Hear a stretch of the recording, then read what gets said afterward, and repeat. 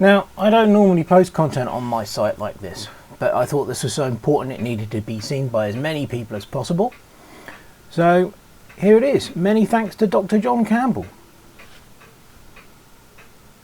Well, welcome to this talk. It's Thursday the 16th of March. Now, it's starting to look like there's been an international conspiracy among some of the world's most senior scientists. Now, that sounds utterly absurd, but that's the way it's starting to look.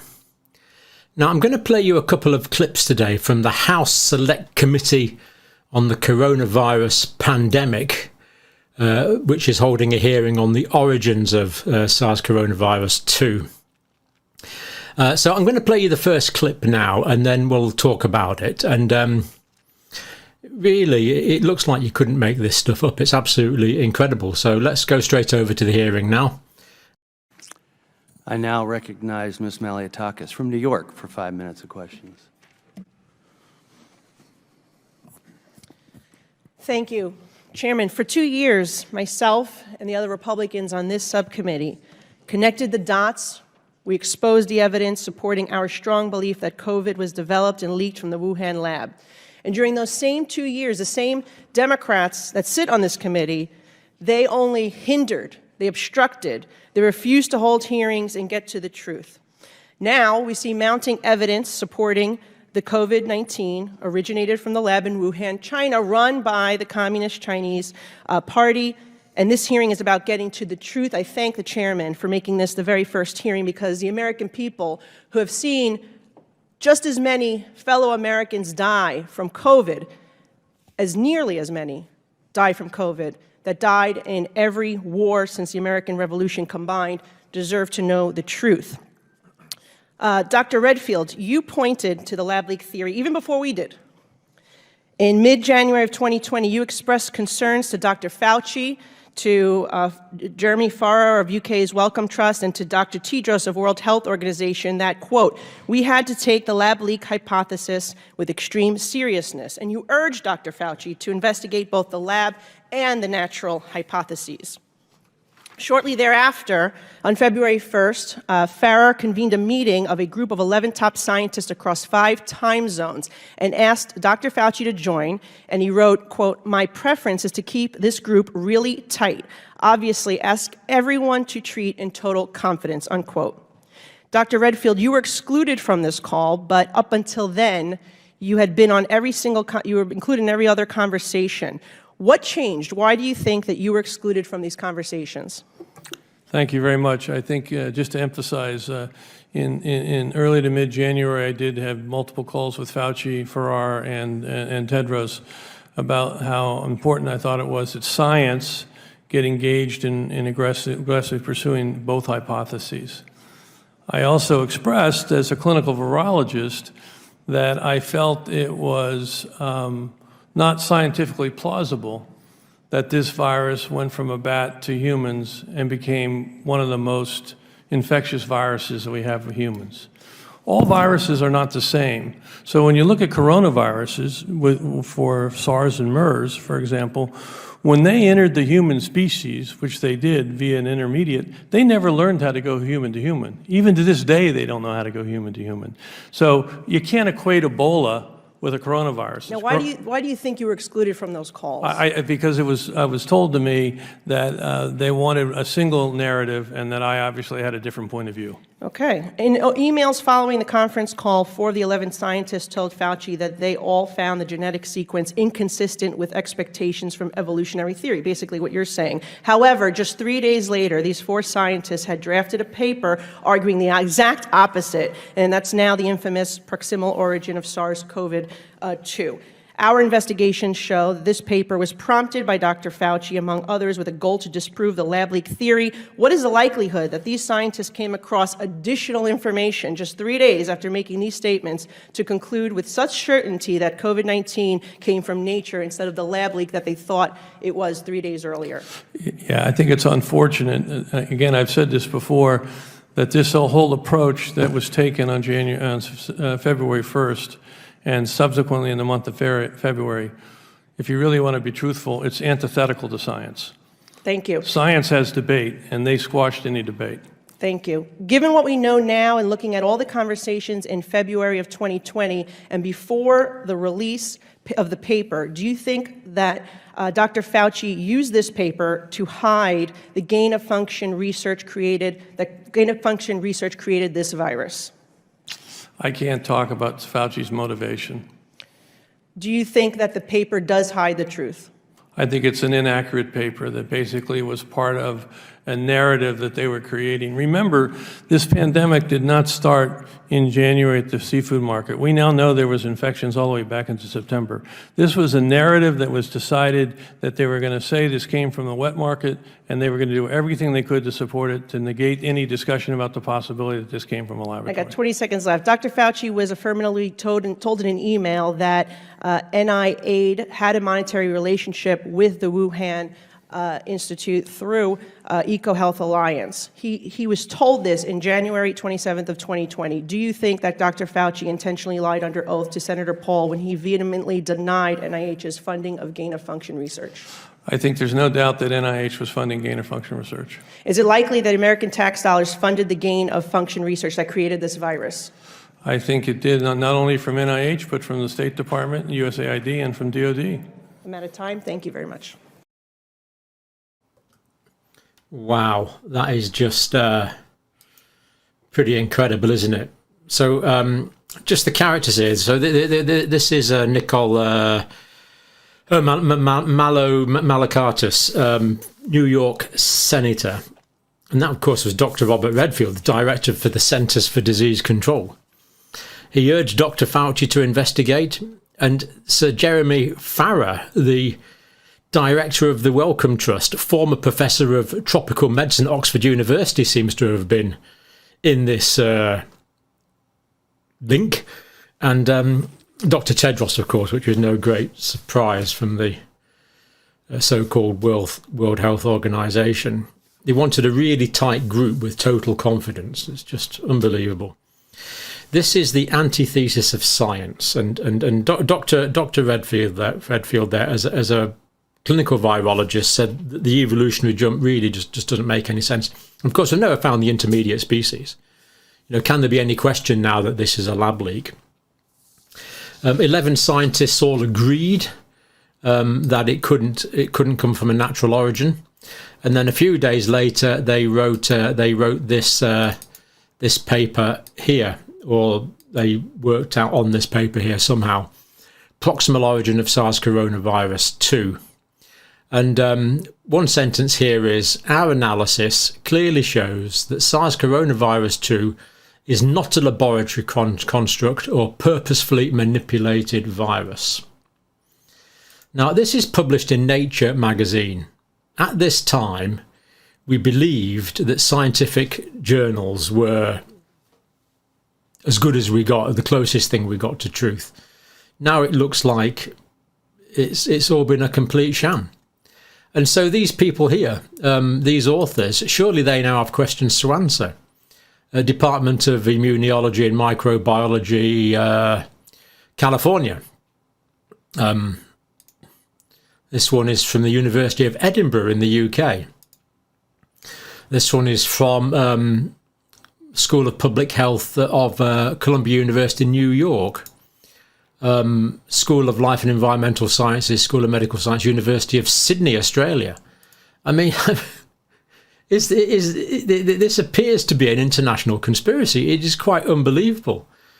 Because apparently this group of 11 scientists who were on this call, we were not told who they were, but they got together, agreed it was evolutionarily impossible for this virus to jump. And then we got this paper here, and this paper was first published on the 17th of March 2020. Quite incredible. And then, of course, talk about Dr. Fauci there. Now, Dr. Fauci assured us that he was the science. Is that what he said? I am the science. So, in other words, if you disagree with me, you're disagreeing with science. Now, some might think that's a little bit arrogant for someone who's got about 40 years of administrative experience. Plenty of articles on this. This is one of the more amusing ones I found here, where Elon Musk was commenting on this I am science statement that refuted all criticism of COVID policy. Just how can a scientist say, I am the science? It's just, the arrogance is just beyond description. Science works by this dialectic progression of arguments. So Dr. Redfield there, former director of Centers for Disease Control, National Institutes of Health money went to the Eco Health Alliance, that went to Wuhan. No doubt, National Institutes of Health funded gain-of-function research in the Wuhan laboratory. You really couldn't make it up. Now, I'm going to play you one more clip because this adds quite a lot of context that's pretty useful from the same hearings. Let's listen to this one I now recognize the chairman of the full committee, Mr. Comer from Kentucky, for 5 minutes of questions. Thank you, Mr. Chairman. One of the prevailing themes of the pandemic has been scientists' use of the media to downplay the lab leak theory. Mr. Wade, in your career, you worked at Nature magazine, Science magazine, and the New York Times. Would you agree that the scientific establishment used the media to downplay the lab leak theory? Microphone. That's a complicated issue, Mr. Comer. I think the media was used. It was used in this particular campaign to establish the natural origin theory. The scientific community is very afraid to speak up on political issues, and I think the reason is that the government grants are handed out through this system of peer review committees, right. And so you don't want any single scientist on your peer review committee to vote against you. Therefore, because you won't get your grant, it's so competitive. So therefore, scientists are very reluctant to say anything that is politically divisive or might turn other scientists off against them. This means that they cannot be relied upon in the way that I think we would like them to be independent and forthright and call it as they see it. Okay. Well, we saw this first with the proximal origin paper that said, quote, our analysis clearly showed that COVID-19 is not a laboratory construct or a purposely manipulated virus, end quote. This was first published on February 17th of 2020. Each witness, I have a simple question, yes or no. Was there science available to make such an unequivocal statement against the possibility of a lab leak that early on in February of 2020? Dr. Absolutely no. Mr. Wade. No, it was not.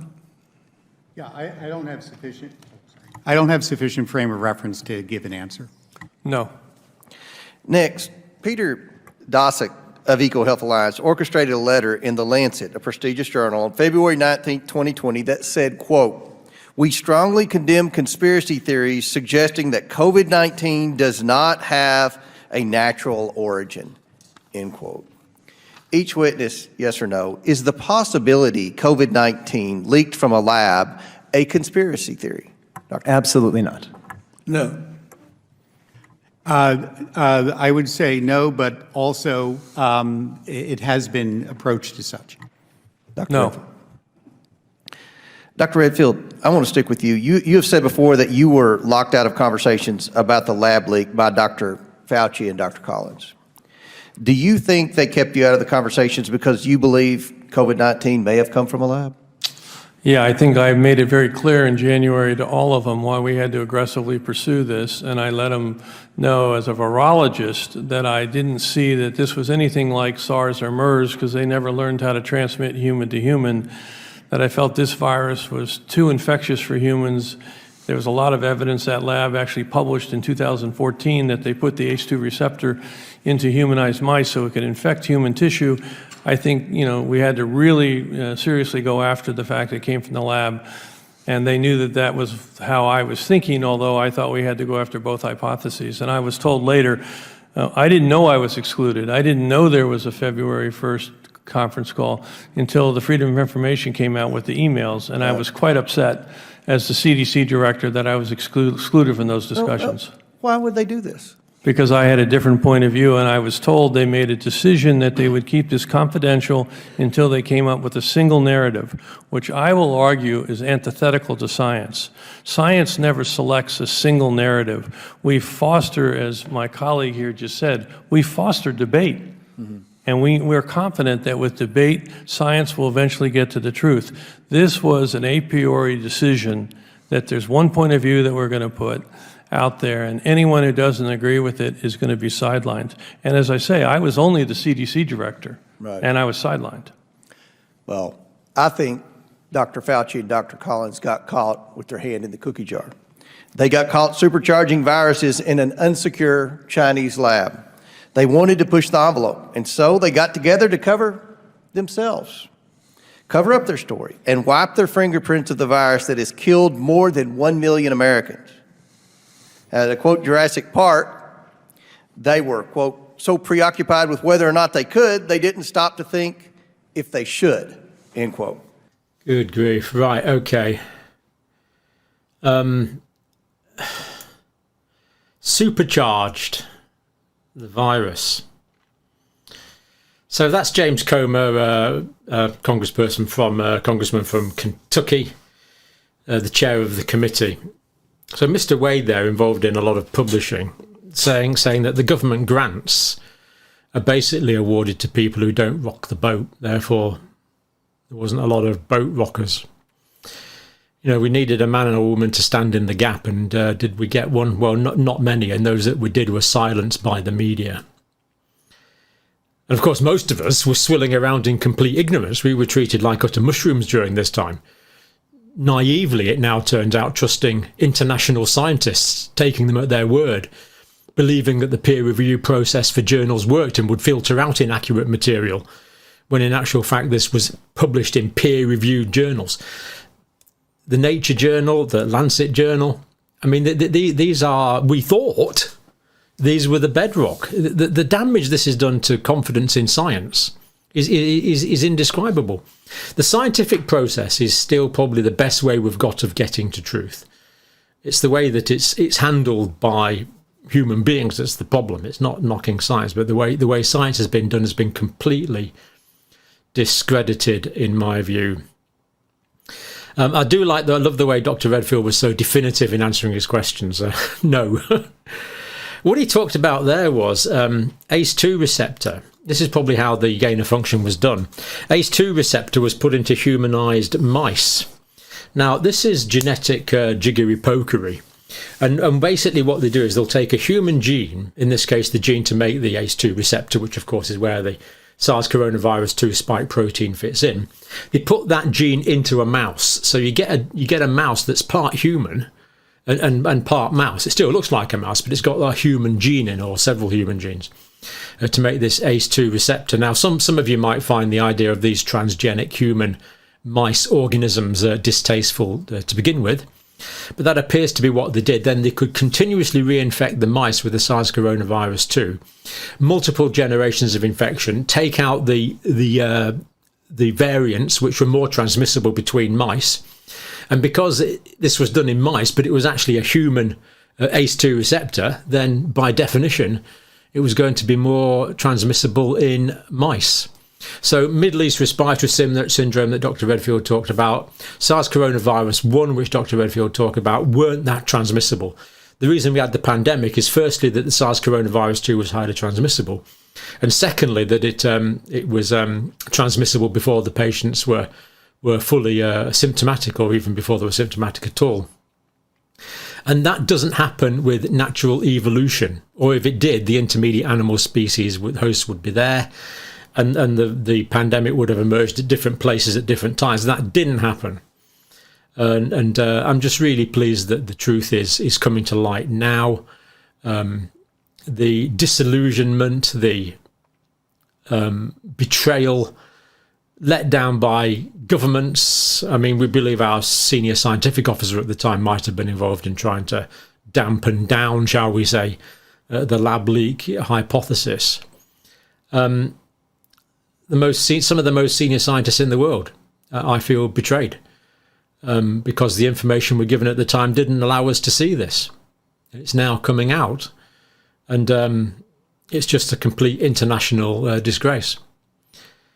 So it now looks like American money funded the research that went to Wuhan that caused the accidental release of the virus, and that caused the pandemic.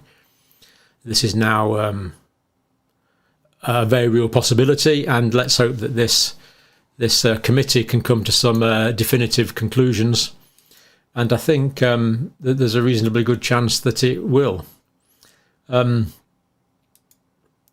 we'll be hearing from Dr. Fauci and Dr. Collins, who, according to Mr. James Comer, got their hand caught in the cookie jar. Let's hope that we hear from them soon. Unbelievable. Absolutely unbelievable. I'll leave it there while I'm still in professional mode, and thank you for watching.